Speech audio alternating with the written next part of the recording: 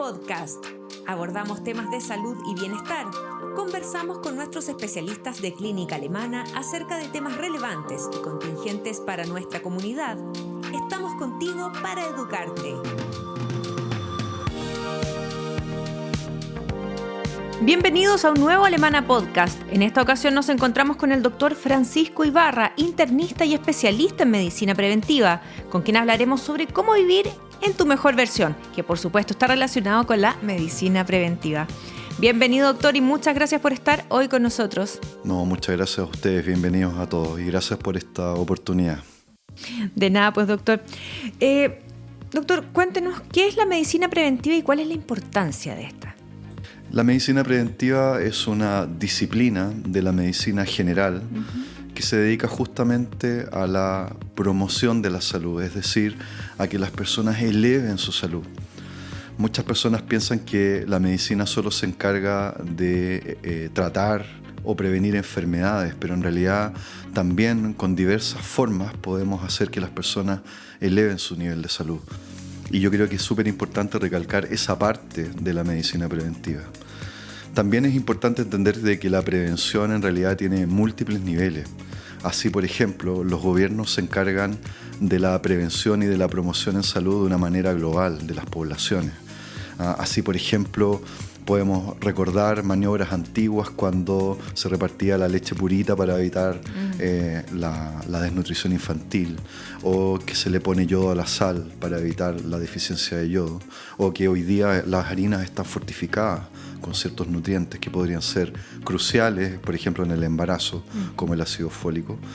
También existe una medicina preventiva mucho más definida, pequeña, a nivel individual, que es la que hacemos justamente en nuestros servicios. Y doctor, ¿qué podemos lograr haciendo un chequeo preventivo? Nosotros como pacientes, en el fondo, si es que lo tomamos como una rutina anual, por ejemplo. Sí, justamente lo que podemos lograr es elevar nuestro nivel de salud, mejorar nuestros hábitos, prevenir enfermedades y llegar a tiempo. Yo creo que eso es justamente la detección precoz, es otro de los pilares fundamentales de la medicina preventiva. Muchas enfermedades son completamente silenciosas y nos van aniquilando lentamente y sin ningún síntoma, y por tanto esperar síntomas para consultar es probablemente una mala conducta. Lo que debiéramos hacer es chequearnos regularmente para llegar a tiempo, pero no solo eso, sino que también cómo ir mejorando nuestros hábitos. Una misión fundamental de la medicina preventiva es la educación continua. Uno en cada visita médica va aprendiendo algo nuevo para mejorar su salud. Mejores hábitos, cómo comer mejor, cómo dormir mejor, cómo exponerse menos a tóxicos. Los grandes tóxicos de nuestra vida son principalmente el tabaco y el alcohol, que están tremendamente masificados. Y ahí hay un énfasis también fundamental. Lo otro importante en un chequeo preventivo es que uno optimiza los tratamientos y pone al día los tratamientos crónicos que pueda tener una persona. Por ejemplo, alguien que tiene hipertensión, que tiene el colesterol alto, que tiene hipotiroidismo, revisamos que sus terapias estén ok, que tengan una buena adherencia, que cumplan con las metas. Ajustar dosis de repente también. Ajustar dosis, efectivamente, eso es fundamental. Y lo otro es ponerla al día en todas las cosas médicas que se requiere, ajustadas a la edad de cada uno, al momento de cada uno. Por ejemplo, puede pasar que una persona ya esté cercana a los 50 años y no se haya hecho nunca una colonoscopía. Y ahí la ponemos al día en eso, ¿no? Y avanzamos en la prevención llegando a tiempo. ¿Qué incluye el chequeo preventivo, doctor? Sí, ahí también hay varias cosas que aclarar, porque muchas personas entienden que a lo mejor un chequeo preventivo es la clásica mecánica de una consulta médica y revisar un par de exámenes. Pero la verdad es que mucho más que eso. Parte todo con una meticulosa revisión de la historia personal de cada paciente. Revisamos la historia familiar, revisamos la historia personal y luego vamos adaptando el chequeo a los hallazgos de esa historia o a los hallazgos del examen físico. Por supuesto que también hay una batería fundamental de exámenes, como exámenes de laboratorio, exámenes de orina, un electrocardiograma de reposo o esfuerzo según la edad, y algunas imágenes. Dentro de las fundamentales, la ecografía del abdomen, que nos permite detectar, por ejemplo, tumores, el hígado graso, que es prácticamente una epidemia en estos días, ¿no es cierto? Cálculos renales, cálculos biliares, daños de las arterias como las placas de colesterol en la aorta o el daño de la aorta con un aneurisma en el caso de los fumadores, que es fundamental llegar a tiempo.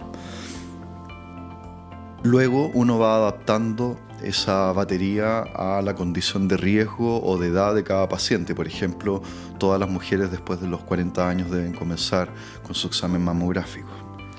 Eso le quería preguntar, doctor, ¿en qué momento es adecuado comenzar a chequearse para que de verdad sea preventivo y no sea más reactivo? Sí, en realidad como el proceso de envejecimiento parte desde que nacemos y en realidad estamos amenazados por malos hábitos o tóxicos en el ambiente, uno debiera chequearse todo el tiempo. ¿A toda edad? A toda edad. Lo que puede variar es que si uno tiene un muy buen nivel de salud y tiene una muy buena educación en salud, esos chequeos pueden ser inicialmente bien espaciados, como por ejemplo cada 2 o 3 años. Especialmente entre los 18 y los 40 años los chequeos pueden estar un poco más espaciados.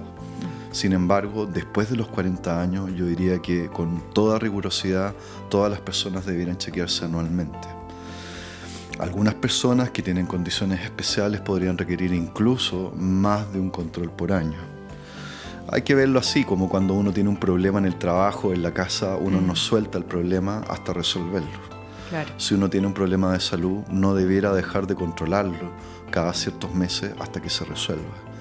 Dejar un factor de riesgo andando o un mal hábito andando implica justamente enfermarse. De alguna manera siempre va a pasar la cuenta. Entonces, en resumidas cuentas, los chequeos preventivos siempre son necesarios. Mientras antes se comience mejor, porque hay un sentido de educación y de elevar la salud que siempre es valioso desde la adultez inicial, pero con toda seguridad desde los 40 años. Otro dato que podría tener uno en cuenta es si uno tiene un dato familiar muy duro. Por ejemplo, una persona que tiene un familiar que se infartó precozmente a los 45 años.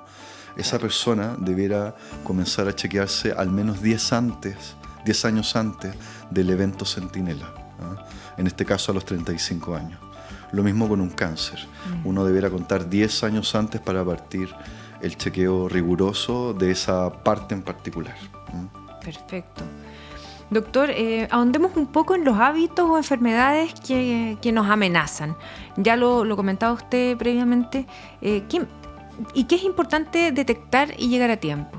Sí, una de las cosas más relevantes que uno puede considerar para chequearse es, por ejemplo, los problemas de peso, que es tan común. Prácticamente 2/3 de la población tiene sobrepeso u obesidad.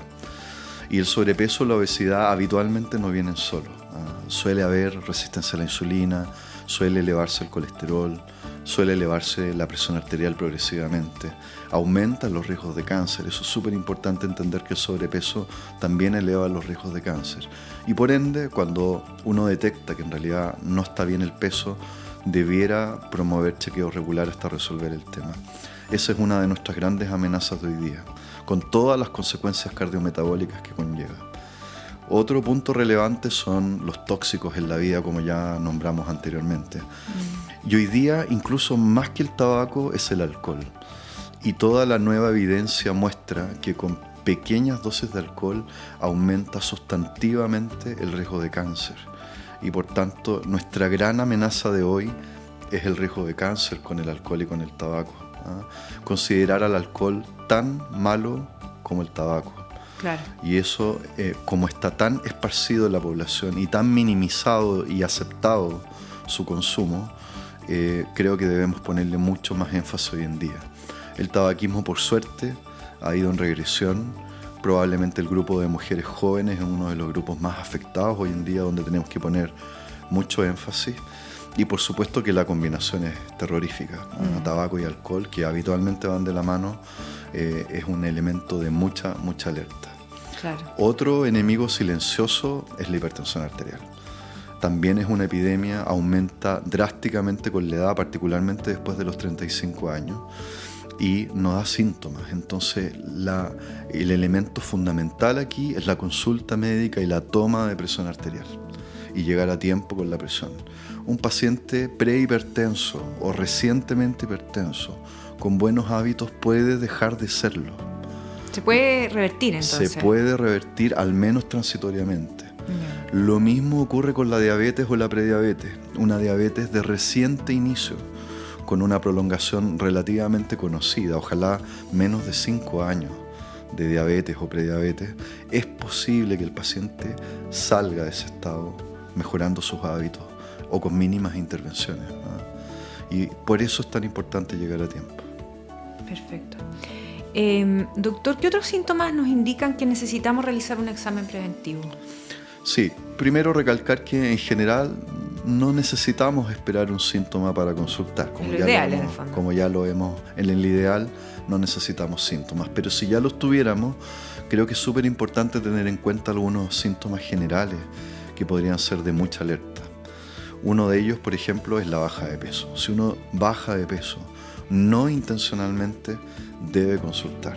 Problemas hormonales, problemas del intestino, cáncer, son algunas de las causas que podrían explicar este síntoma, por ejemplo. Lo mismo la subida de peso. Una subida de peso, explicada o no, podría tener serias consecuencias en la salud futura y por ello es necesario chequearse precozmente. Síntomas cardiovasculares como el ahogo o el dolor al pecho son súper evidentes de que uno debe consultar. Las palpitaciones también, la sospecha de que uno pueda tener una arritmia. El insomnio, el mal dormir, el mal descanso. Muchas veces puede estar asociado incluso a una apnea del sueño que tiene serias consecuencias neurológicas y cardiovasculares. Y eso uno lo puede detectar, por ejemplo, con un mal despertar. Uno despierta cansado, fatigado, como que no durmió nada, a pesar de la intención buena de haberlo hecho. La tos persistente también es un síntoma súper importante, especialmente en fumadores. Debieran consultar precozmente y chequearse. Yo le diría que esos son principalmente los síntomas de alerta que uno debe estar al tanto. Doctor, ¿y qué creencias populares en salud están afectando a las personas? Hay muchas creencias o métodos populares hoy en día. Las redes sociales están invadidas de pseudos expertos y comentarios que muchas veces pueden llegar a dañar la salud de las personas. Yo le diría que en mi experiencia una de las más populares es el ayuno intermitente. El ayuno intermitente en algunos casos podría ser una forma valiosa de ayudar a los pacientes. Sin embargo, el concepto de ayuno intermitente o restricción calórica tiene muchas formas de aplicarse. Y por tanto, recetas de cocina o consejos mal dados en algunas personas podrían causar mucho daño. A grandes modos, yo le diría que el gran daño hoy en día es no tomar desayuno. El antiguo consejo de las abuelas de tomar desayuno tiene hoy día un sustento científico y se ha visto que las personas que no toman desayuno podrían elevar su riesgo cardiovascular hasta un 40%, independiente incluso si bajan de peso o mejoran ciertos parámetros. En realidad lo que ocurre es que el colesterol se eleva y puede generarse más resistencia a la insulina y por ello aumentan los riesgos de muerte cardiovascular. O sea, en caso de optar por esto tiene que ser con un especialista muy bien guiado. Debe haber una supervisión médica, debe haber un chequeo, debe chequearse los riesgos cardiovasculares y adaptarlo de la mejor manera. La restricción calórica puede ser útil simplemente comiendo menos calorías al día y no necesariamente saltándose una comida. Pero la verdad es que la nutrición es tremendamente compleja, muy, muy compleja, y es difícil saber cuál es la mejor forma para cada paciente, muy difícil. Otro típico mito, digamos, en salud que también puede traer muchos problemas son las dietas keto, justamente, dietas que son muy excluyentes de carbohidratos y muy basadas en grasas animales. Ahí también hay que ser muy fino en apoyar a los pacientes en que no se dañen haciendo dietas extremas. Claro. Otra conducta muy común, por ejemplo, también es el uso de las air fryer. Está muy de moda usar las air fryer, que parece una buena forma de comer comida crocante, crujiente, rica, sin mucho aceite.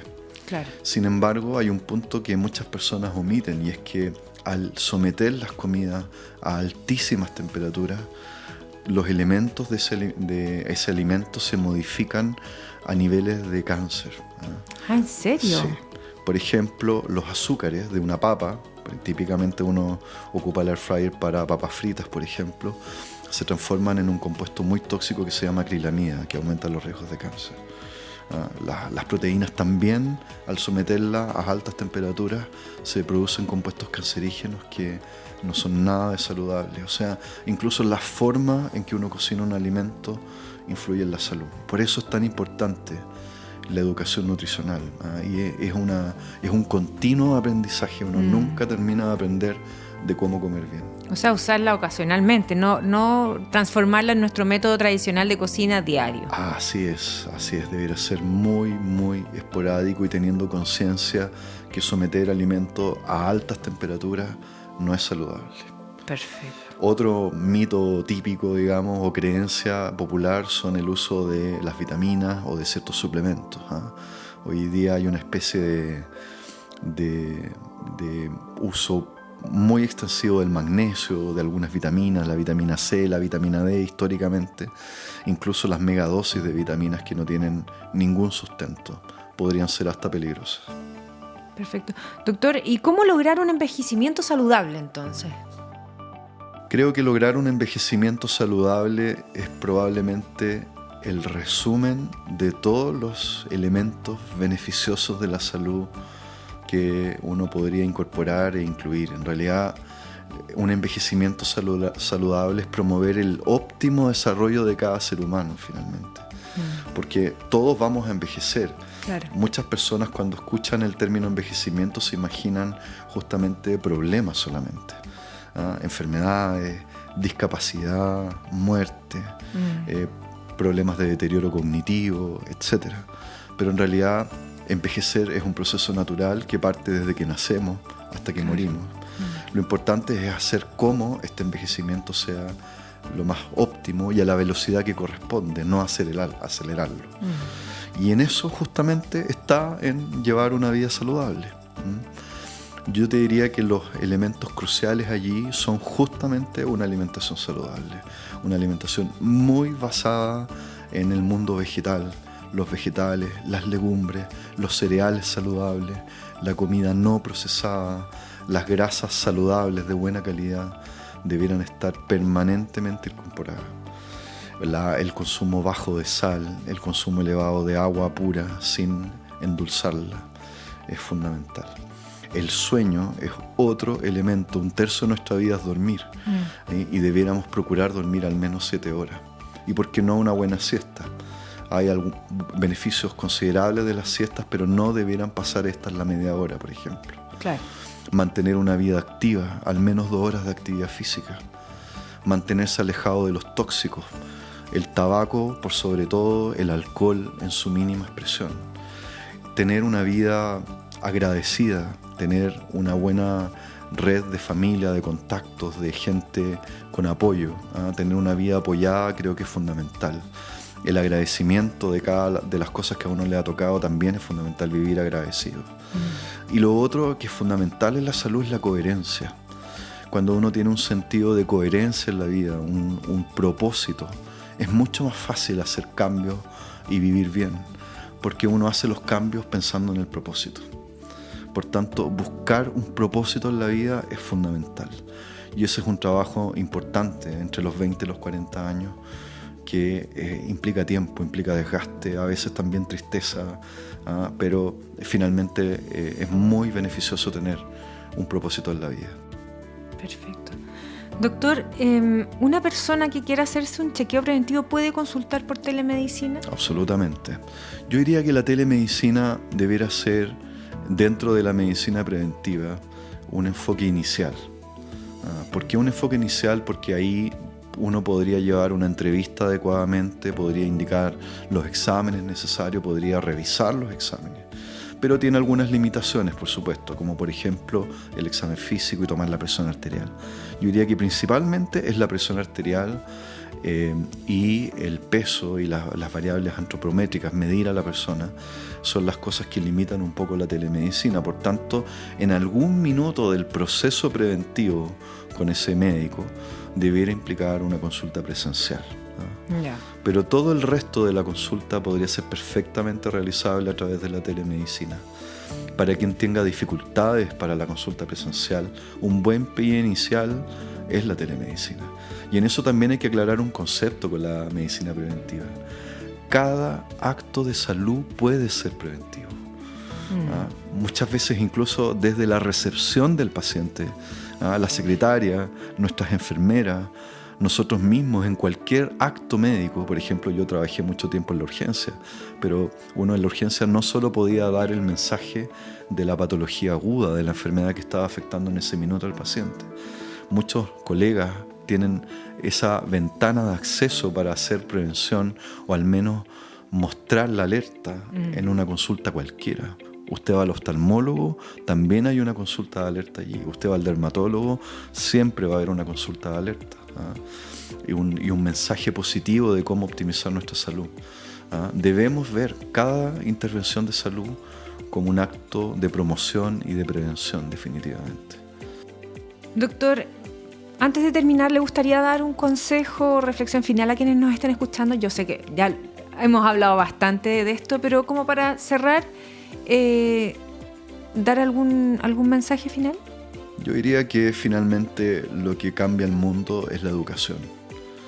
Y la educación en salud es fundamental, es algo que deberíamos cultivar y promover desde pequeños. Definitivamente tenemos muchos baches allí en promover la salud, en educar sobre hábitos saludables, y uno ve adultos con deficiencias en el conocer de su propia salud, en finalmente el autocuidado. Yo creo que esa es la clave.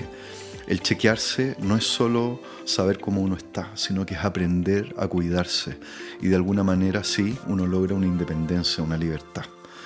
La libertad de decidir el buen estado de nuestra salud en una manera holística, y eso se logra con mucha educación. Ese es el mensaje final. Edúquense, cuídense, aprendan a autocuidarse y se van a hacer libres de los doctores por mucho tiempo. Perfecto, doctor. Muchas gracias por acompañarnos el día de hoy. De nada. Por nuestra parte nos despedimos y les recordamos activar las notificaciones y compartir este contenido entre sus contactos, familiares o quienes crean que esta información sea de su interés. Hasta una próxima ocasión y nos encontramos en un nuevo Alemana Podcast.